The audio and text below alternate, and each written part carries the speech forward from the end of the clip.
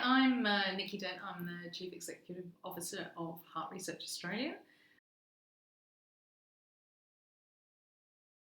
I'd just done some performance reviews, and one of the themes that came out was around efficiency. And I just thought, as a team, we probably needed to do something collectively about that, because we could all improve.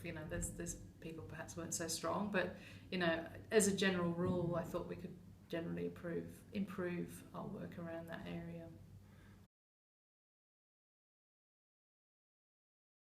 What I liked about the program is it went through the general philosophy around productivity, and as part of that exercise, we did some work on what were our team values and what was our motivating factors around that, and then what were the issues around productivity.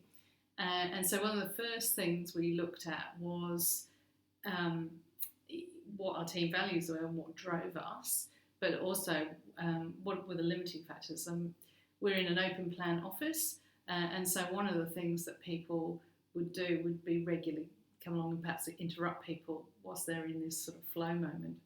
And so one of the solutions we had was coming up with simple flag systems. But even the very fact of talking about it made people much more mindful of interrupting people. So actually, although we've got the flags, nobody really uses them now because they're much more mindful generally, so which is good. And long term, one of the things that we've gone on to use is a system called Evernote, and that's really taking all the things that you wake up in the morning or the shower, having an idea, oh, I must go and do that, putting that down into an organised system. And it means that you've got your list of things to do, but one of the other things that's really interesting is the thinking time that you need around that to go through, and what are the steps to achieve a possibly difficult task. So you break it up, and it might be a phone call, it might be a meeting with such and such to discuss whatever. So you break up those tasks into something, and you also prioritise it. So Evernote's then got a system where you've got all your jobs in one place and an organised system to deal with that, and that's been very effective, I think. So I mean, obviously some people take it up more readily than others, but because we went through the process of agreeing with the team about what was important to us, it's almost changed the culture. So we have a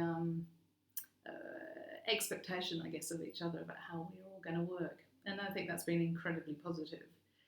And I think we did a survey before we did it, and we did a survey after we did it, and I think as Rob will probably take you through the survey, the results have actually been quite staggering.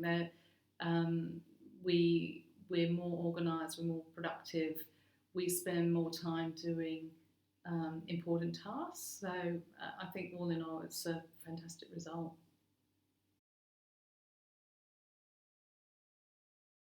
Look, I think going through this exercise is good. You can learn a lot from it yourself about improvement and how to be more efficient about how you're running your day. But I think if you want to take it to another level, it's really fantastic doing it as part of a team, because the whole process of doing it, you create a shared value. You create your team rules, your team expectations.